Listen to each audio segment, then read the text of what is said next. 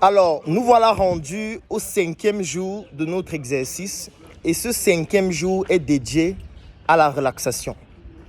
La relaxation, c'est une étape fondamentale lorsque vous réussissez à atteindre un objectif que vous vous êtes fixé.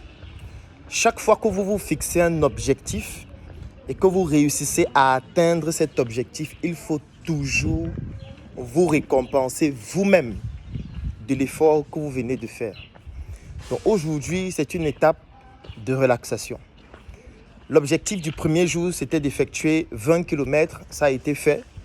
Le deuxième jour, 20 km, ça a été fait. Le troisième jour, c'était d'augmenter 1 km, c'est-à-dire 21 km, ça a été fait. Le quatrième jour, idem 21 km.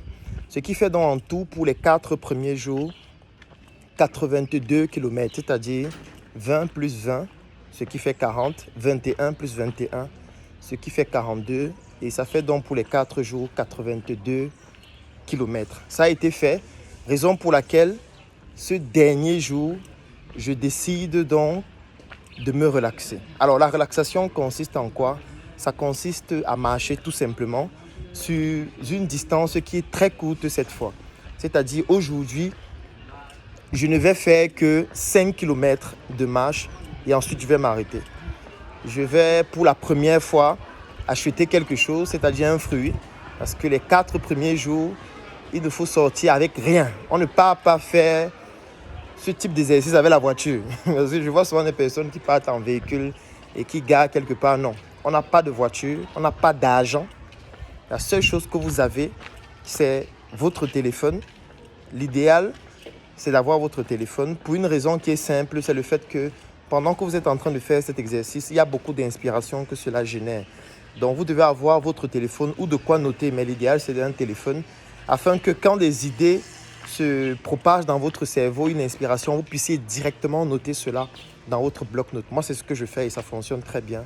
Maintenant, si vous avez un casque, c'est aussi bien, ça vous permet d'écouter une musique qui va vous permettre d'aller au rythme de ce que vous êtes en train de faire et ne pas vous décourager et surtout ne pas être influencé par rapport au bruit ambiant. Donc ça, c'est la première chose. Donc la relaxation, c'est une étape fondamentale. Donc durant cette journée de relaxation, qu'est-ce que je fais? Je marche pendant 5 km maximum. Et ensuite, après cette marche, je vais acheter quelque chose. Ça veut dire là, je suis sorti avec 500 francs.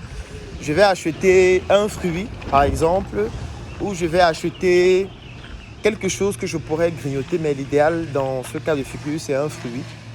Et ce qui n'était pas le cas les 4 précédents jours, parce que les 4 précédents jours, c'était d'aller à l'aventure seul et de se battre pour ramper, même pour rentrer en marchant, en rampant, vous devez vous battre pour pouvoir y arriver.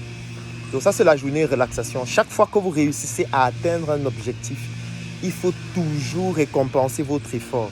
C'est un processus physiologique qui est fondamental pour que votre cerveau comprenne que voilà, ce que j'ai fait antérieurement, c'est une très bonne chose. Et actuellement, je suis dans la condition psychologique pour faire des choses encore plus grandes. Parce que si vous ne récompensez pas vos efforts, la conséquence directe, c'est que votre cerveau va se dire « Mais attends, moi tous les jours je suis en train de travailler, tous les jours je suis en train de me battre, tous les jours je suis en train de t'aider à réaliser tes objectifs. Quand est-ce que tu me récompenses aussi par rapport à tout ce que je suis en train de faire ?» Donc c'est ça le secret lorsque vous effectuez ce type d'exercice-là. Il faut toujours vous récompenser. Vous récompenser, ça veut dire vous allez faire quelque chose de très inférieur par rapport à l'objectif que vous vous fixez souvent. Vous allez faire quelque chose de différent même aussi parfois. Vous allez essayer vous-même de vous faire plaisir. Sur le plan entrepreneurial, se récompenser, ça peut être le fait d'aller danser, ça dépend pour certains. Ça peut être le fait d'aller au cinéma, de regarder un film. Ça peut être le fait de vous faire plaisir en menant une activité qui vous plaît et dont vous vous êtes privé pendant cette phase d'activité, pendant cette phase d'exercice-là. Donc, voilà globalement l'activité du jour. Et si on essaye de faire une projection, vous allez voir l'importance donc, de toutes les notions sur lesquelles je suis en train de communiquer depuis le premier jour. C'est-à-dire la discipline, la constance, le respect de la parole donnée, la croissance et aujourd'hui la relaxation. Parce que je vais vous prendre un cas de figure. Cette semaine, c'est 82 km. La semaine prochaine, je vais augmenter 5 km sur cette distance. Ça veut dire que ce sera 82 km plus 5 km, ça va faire 87 km. Ensuite, la troisième semaine, il sera question d'ajouter 3 km. Ça veut dire qu'on va passer à 90 km. Et la dernière semaine, il sera question de passer à 100 km pour toute la semaine. Vous voyez que si on accumule ça, semaine 1, semaine 2, semaine 3 et semaine 4, vous allez vous retrouver en train de faire plus de 350 voire 400 km en un mois. Et je tiens à vous rappeler que 400 km, ça veut dire que vous avez pratiquement fait de Yaoundé, la capitale du Cameroun, jusqu'à Douala à pied en un mois. Alors, lorsqu'on va dire à quelqu'un que vous avez fait la distance équivalente de Yaoundé-Douala à pied, les gens vont dire, mais vous êtes fou, comment c'est possible? Il n'a pas pu faire ça.